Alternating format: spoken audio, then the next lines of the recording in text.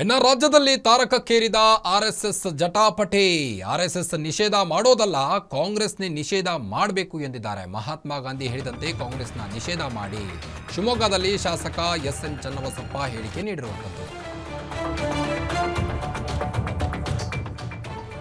ಇನ್ನು ಯಾವಾಗ ಪ್ರಿಯಾಂಕ್ ಖರ್ಗೆ ಅವರು ಆರ್ಎಸ್ಎಸ್ ಚಟುವಟಿಕೆಗಳಿಗೆ ಬ್ಯಾನ್ ಹಾಕಬೇಕು ಅನ್ನೋ ಪತ್ರವನ್ನು ಬರೆದ್ರು, ಅವಾಗಿನಿಂದಲೂ ಸಹಿತ ಟ್ವೀಟ್ ವಾರ್ ನಡೀತು ಬಿಜೆಪಿಯಿಂದ. ಬಿಜೆಪಿ ನಾಯಕರು ಕಾಂಗ್ರೆಸ್ ನಾಯಕರ ಮೇಲೆ ಹರಿಹಾಯ್ತಾನೇ ಇದ್ದಾರೆ. ಇದರ ಮಧ್ಯೆ ಈಗ ಜಟಾಪಟಿ ಜೋರಾಗಿದೆ. ಆರ್ಎಸ್ಎಸ್ ಜಟಾಪಟಿ.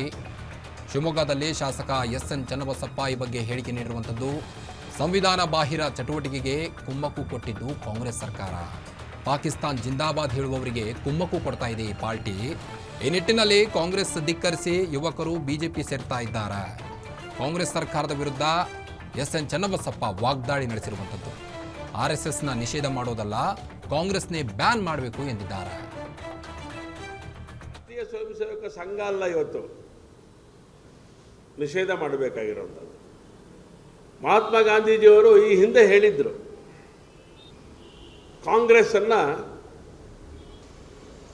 ಕ್ಲೋಸ್ ಮಾಡಿಬಿಡಿ ಅಂತ ಹೇಳಿ.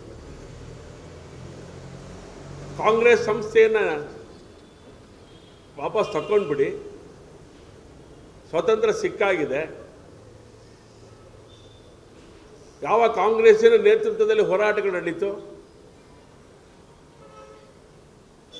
ಆ ಕಾಂಗ್ರೆಸ್ಸನ್ನು ನಿಲ್ಲಿಸಿ ಅಂಥೇಳಿ ಗಾಂಧೀಜಿಯವರು ಅವತ್ತು ಹೇಳಿದರು.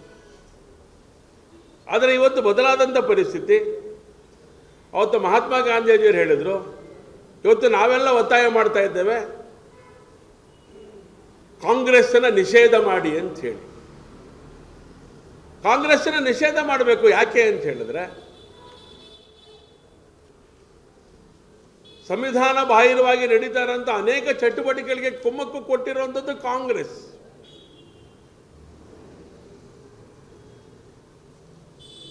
SDPI, PFI ಅನ್ನೋಂಥ ಸಂಘಟನೆಗಳಿಗೆ, ಮುಸ್ಲಿಂ ಲೀಗ್ ಅನ್ನೋಂಥ ಒಂದು ಸಂಘಟನೆಗಳಿಗೆ ಸಂಪೂರ್ಣವಾಗಿ ಶಕ್ತಿಯನ್ನು ಧಾರೆ ಎರೆದು ರಾಜ್ಯದಲ್ಲಿ ವ್ಯವಸ್ಥೆಯನ್ನು ಉದ್ಧ್ವಸ್ತಗೊಳಿಸುವಂಥ ಕೆಲಸ ಮಾಡ್ತಾ ಇರೋಂಥದ್ದು ಕಾಂಗ್ರೆಸ್.